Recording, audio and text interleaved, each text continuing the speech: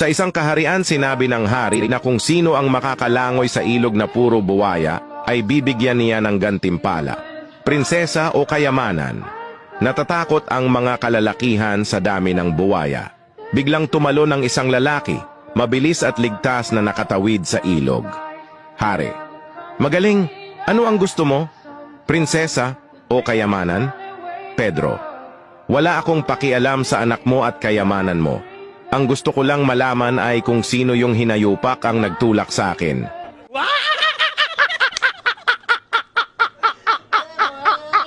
Isang lalaki ang pumunta sa isang pharmacy para bumili ng isang pirasong kon. Sabi ng pharmacist, "Hindi ka pwede bumili ng isang pirasong kon. Ang isang box ay may laman na 3. Sagot ng lalaki, "Ganun ba?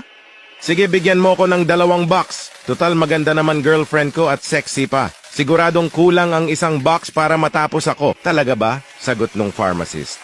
Sabi ulit ng lalaki, "Oo, pag nabuntis ko to gawin pa kitang ninong eh." Sabay umalis ang lalaki.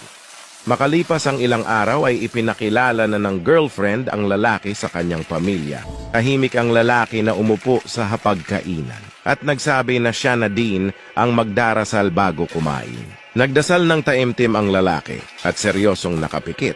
Biglang bumulong yung girlfriend. "Hindi mo sinabi sa akin na makadiyos ka palang tao." Sumagot yung lalaki, "Hindi mo din sinabi sa akin na pharmacist pala yung tatay mo." Isang pulis ang palaging nagkakape tuwing umaga sa karenderiya ni Akong at hindi nagbabayad. Makalipas ang mahabang panahon ay nabago na ang gawain ni mamang pulis na malibre ng kape tuwing umaga kay Akong. Sabi ng pulis, "Akong, nagbago na ako. Mula ngayon ay babayaran ko na ang kape." Sagot ni Akong, Ganun ba? Ako rin magbabago na. Hindi ko naduduraan ang kape mo.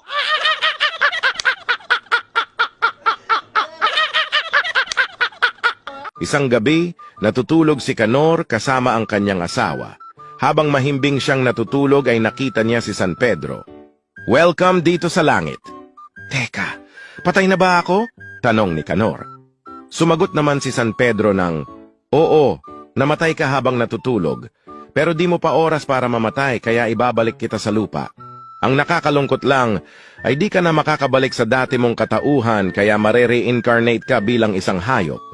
Biglang lumiwanag ang paligid at paggising ni Canor ay nasa kulungan na siya ng manok. Si Canor ay naging isang manok. Oy, baguhan! Kailangan mo na mangitlog kundi kakatayin ka ng amo natin. "Teka, di ko pa alam paano mangitlog," sagot ni Canor. Kailangan mo lang umiri ng malakas para mangitlog ka. Sagot ng kausap niyang manok. Umire si Canor at may lumabas na malaking itlog. Wow! Ang laki ng itlog mo. Iri ka pa ulit, may lalabas pa yan. Umire ulit si Canor at may lumabas ulit na napakalaking itlog. Nagulat ang ibang mga manok. Wow! Sobrang laki talaga ng mga itlog mo. Sige pa, umiri ka pa, may lalabas pa yan. Umire ulit ng malakas si Canor at nagising siya sa suntok at sampal. "Walang hiya ka, Canor! Kadiri ka! Ba't ka tumatay sa kama?" Wow!